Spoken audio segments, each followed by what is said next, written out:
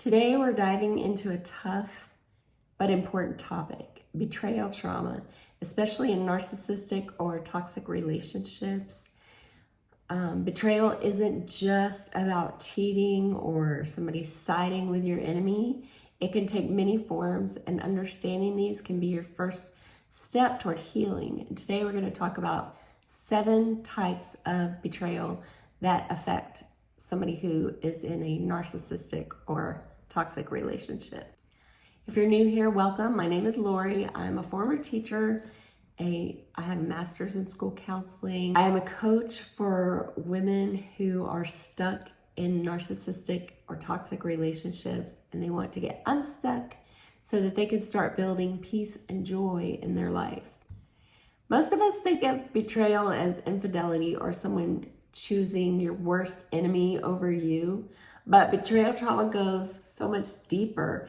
It happens when someone you deeply trust or rely on causes harm through deceit, neglect, or manipulation, or all 3. Betrayal trauma is different than a regular heartbreak or disappointment.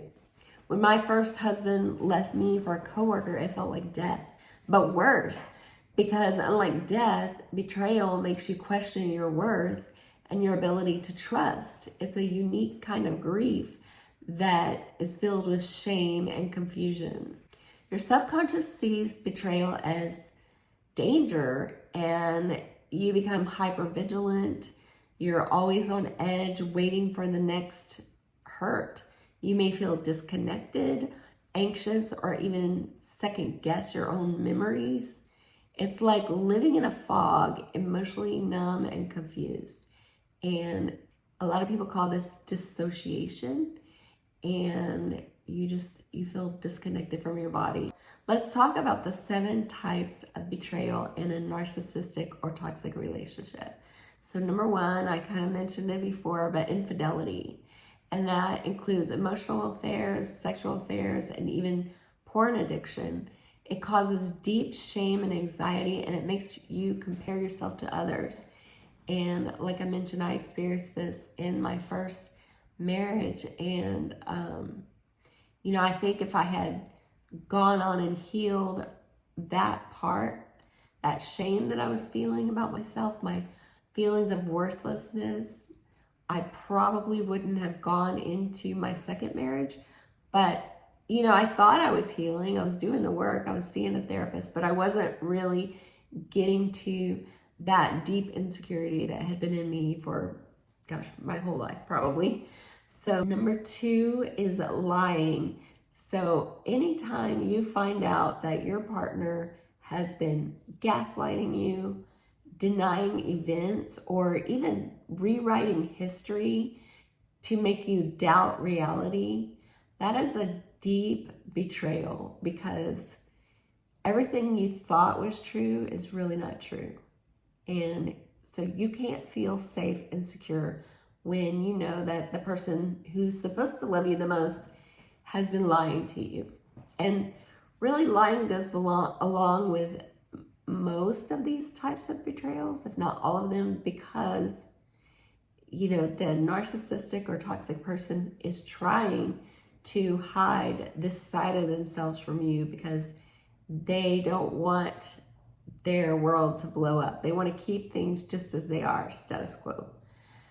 Okay, number 3 is financial misconduct, and that can include secret spending, hidden debts, or financial control even. Like, they're giving you a small amount of money to spend when they have control over all the rest of the money. Or sometimes they may even depend on you and your earning potential to keep them afloat. So they don't even try to work. They just let you financially support them. Okay, number 4 is broken promises. And this is, like, you may have heard of future faking. That's very common in narcissism. That's where they tell you, oh, we're going to get married just as soon as I, get this new job. Or we're going to have the cutest babies. We're going to, move to this city that we've dreamed about living in, anything like that, where they have no intention of fulfilling that promise. They're just telling you that to keep you in the relationship, to keep you stuck. And maybe even they know that they can't even fulfill this promise. Like, I knew somebody who, her husband was promising her, we're going to have a baby soon. I don't know why it's not happening. Let's go through the fertility testing. And he knew he'd had a vasectomy years before. So that was a huge example of future faking and broken promises. He never intended to have a baby with her. He just knew that that was something she wanted. Okay, number 5 is addiction. Hiding addictions and breaking promises of recovery shatter your trust because you understand that something is wrong in your relationship, but you don't know what it is. And I experienced this as well. And, I guess I didn't really have an idea of what addiction looked like in a person. So while I knew that my ex had some difficulty with alcohol in his life before he met me, I never saw him acting drunk or anything like that I knew of until, deep in the relationship, I realized that he was drinking after work outside in the garage before he would come to bed. And so he would totally hide it. He would go to the store just about every day, but it was put as like, oh, I have to go buy dog food. I have to go buy cat food. I'll go pick up those eggs that you need for that recipe. It's just something every day. He worked from home, and so it made sense for him to want to get out of the house because he'd been there all day. So he would say, oh, let me go get it. I need to get out of the house. Well, really, he was going to buy alcohol and putting it away in the garage and drinking it all night. So the thing about the betrayal of addiction is that it goes along with narcissistic abuse a lot of times because they feel a deep insecurity and they don't want anybody to see that deep insecurity. So they mask it with alcohol or other substances. It could even be gambling or porn addiction, and you're totally unaware because they do it in secret. They're hiding it from you, and it's a huge betrayal because it affects you in so many ways. Like with the alcohol addiction, it was affecting me because he would come to bed at night and start a fight with me, or keep me up for hours talking or whatever, and that was affecting my sleep so that I could not do my job as well as I would have done if I wasn't dealing with this betrayal. And for so long I was so confused, like, what is going on? Why is he doing this? Why is he waking me up? And why is he having these fights with me? And it took a lot of time for me to figure it out and know that the addiction was a problem. And then when I did figure it out, I realized that addiction wasn't the main problem. The main problem was this narcissistic, abusive behavior. It was never physical. It was always like, verbal, emotional, and psychological. So addiction is a huge sign that you are in a toxic relationship. Not always. That was one of the things that clued me off. I'm going off on a tangent, but one of the things that clued me in is that people who were in alcoholic relationships said that when their partner was not under the influence, they were such a great person, such a loving, kind person. And I didn't always see that because my ex, it didn't matter if he was under the influence at the moment or if he was sober at the moment, these behaviors still came out, where he was raging at me or, having arguments for 2 hours where he wouldn't let me talk, and controlling type behaviors, that kind of thing. Yeah, addiction is not always related, but it is a red flag. So number 6 is abandonment, and that could be either emotional or physical withdrawal without explanation, and it leaves you feeling isolated. So, my first marriage, he left me emotionally probably long before he, physically left. And with the second marriage, same thing. He left me emotionally long before we physically separated because of the alcohol. And, he'd go outside and spend his evening in the garage, and it wasn't with me. So that was abandonment in both relationships. Okay, number 7, disrespect. Public humiliation or mocking you. And these are often disguised as jokes, and it makes you question your worth. Why is he talking so awful to me, either in front of people or at home? It doesn't matter. Either way, it's so damaging, and it feels like such a betrayal. This person that I feel like is supposed to love me more than anybody in the world loves me is also treating me at the same time almost like he hates me.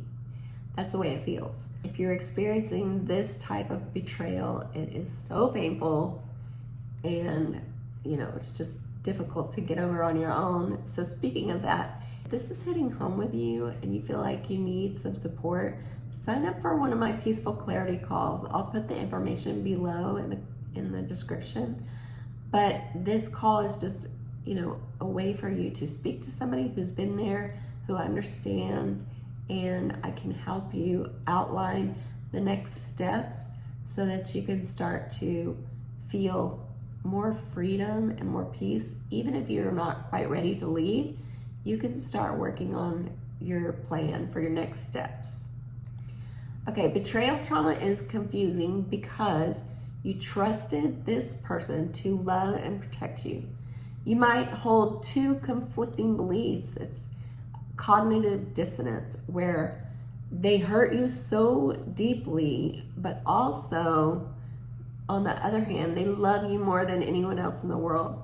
So this cognitive dissonance keeps you stuck in the relationship for longer than you should be. And, like I said, my second marriage, I felt like he was so loyal to me and he would do anything to protect me.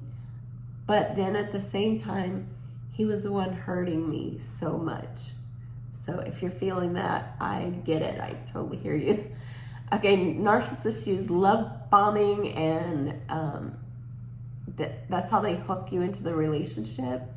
They overwhelm you with attention and gifts early on. They may even use, sex to overwhelm you.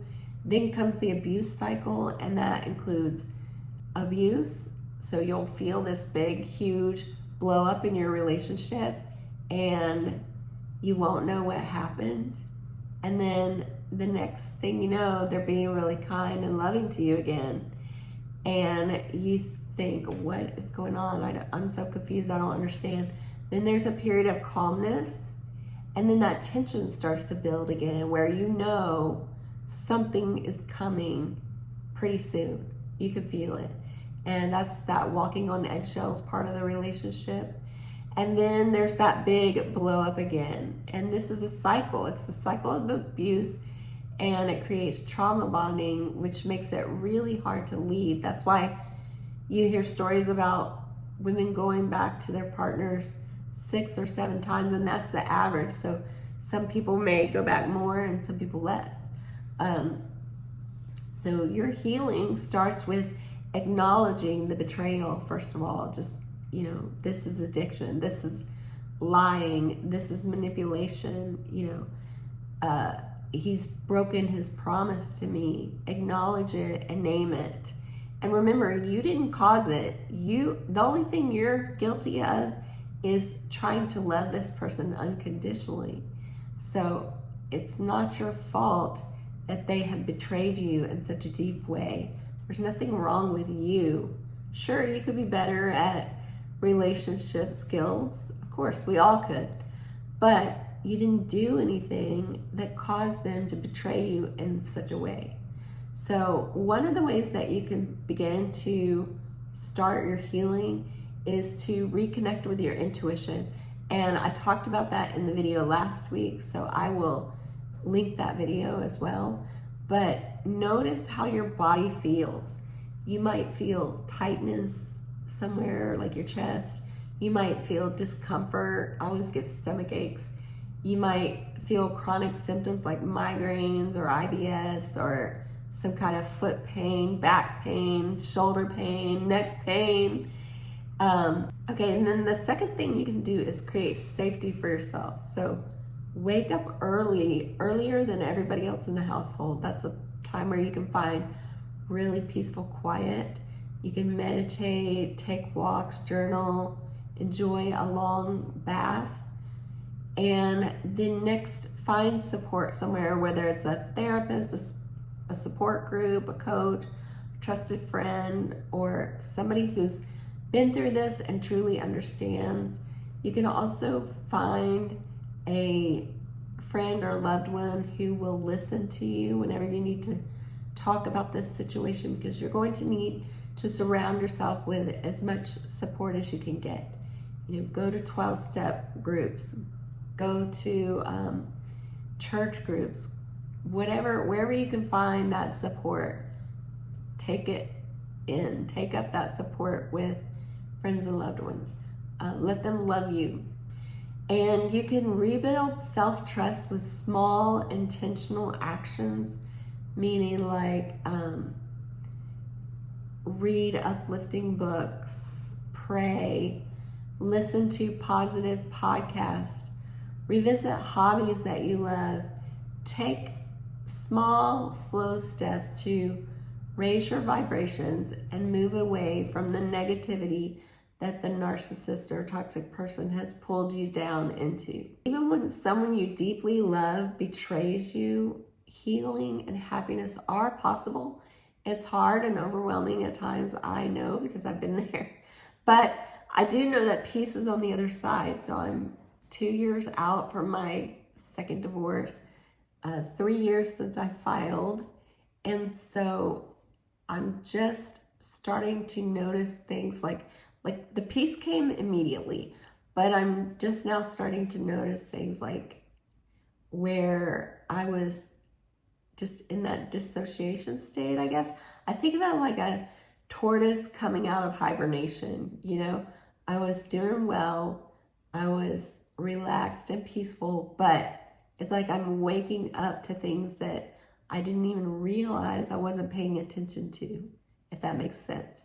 I'm starting to take out some of the hobbies that I did in my, previous years, drawing. I love writing. I love reading. I've always loved reading, but I had kind of stopped reading except for like self-help books. But now I'm getting back into fiction books for fun. So, like I said, healing is possible. Most narcissists and other toxic partners will never do the work to heal themselves because they just can't bear to face that insecurity within themselves. So if you don't see total dedication to many months or even years of therapy and full transparency on their part, then you'll need to make a decision about whether it is healthy for you to stay in this relationship. Now, if you stayed to the end, thank you for watching. Let me know any subjects around narcissism and toxic partners that you would like me to cover next in the future. See you in the next video. Bye.